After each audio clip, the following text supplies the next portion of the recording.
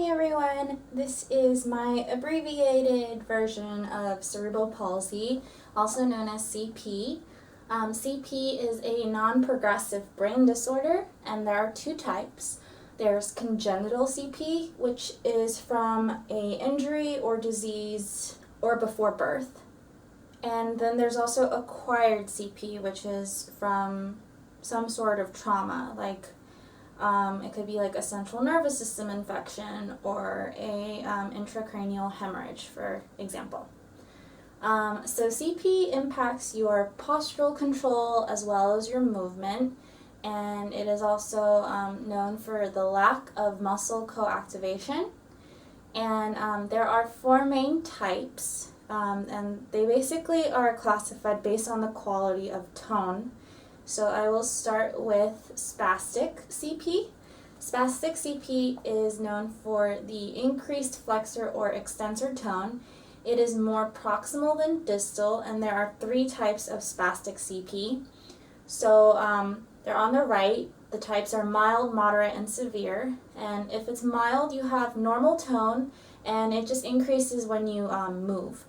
And if you have moderate CP, spastic CP, then you have more of it showing in your distal over your proximal, and you have near normal tone, but it increases also when you're moving or when you're excited.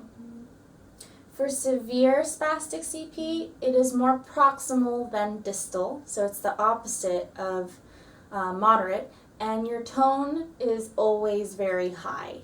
Second one is athetoid CP, and this one is known for tone that fluctuates from low to normal, and there are no signs of spasticity.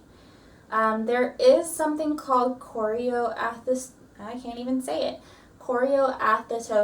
and this one wasn't part of the four types, but it is listed in a lot of the resources that I was looking over, so I'm going to mention it. It is constant low to high tone fluctuation with the addition of the jerky movements, and this one is more proximal. So I think of Huntington's disease when I think of chorea, which is like the very jerky movements. So think of that when you see chorioathetosis, and I just take the fluctuating tone from athetoid and combine it with the chorea of Huntington's disease to get the fluctuation of low to high tone with the jerky movements. And moving on to type 3 is flaccid. Flaccid is basically the opposite of spastic in a way, because it's just very low tone. It's usually something that progresses into spastic CP, or it could progress into athetoid or ataxic CP as well. And this one is often seen at birth or as a toddler. And our last one is ataxic. Ataxic, you have near normal tone, but you have lower flexion pattern. And this one is the most functional form of CP. I think about it as if you have really near normal tone, then you're going to be able to do a lot of your basic living skills, ADL, on your own, so it is the most functional form. I also included a little drawing of my limb involvement classifications on the top right, because sometimes all the different types of plesias get really confusing. So I just drew a little diagram, and I feel like it's helped me just to memorize it, even though I read about this content, I see it all the time, but sometimes I don't know, it just gets confusing. So hemiplegia is hemi for half, so your upper extremity or your lower extremity on the same side is affected. So these little block drawings, I think of them as if like it's your body. So as you can see, only the right side is shaded. Of course, it could just be the other side that's shaded, and it could be the left side, but either way, it's only half.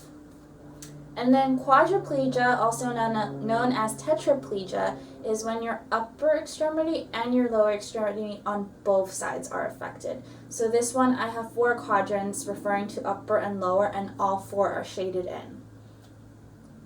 For diplegia, this one is kind of like the weird sort of tricky one. You have involvement on the upper extremity and the lower extremity, but it's mild upper extremity involvement and significant lower extremity involvement. So I shaded the upper extremity with less lines to indicate that it's mild, and I shaded the lower extremity with more lines to indicate that it is significant. Alrighty, so that's my simplified little study session for CP. I hope that was helpful, and I'll catch you next time.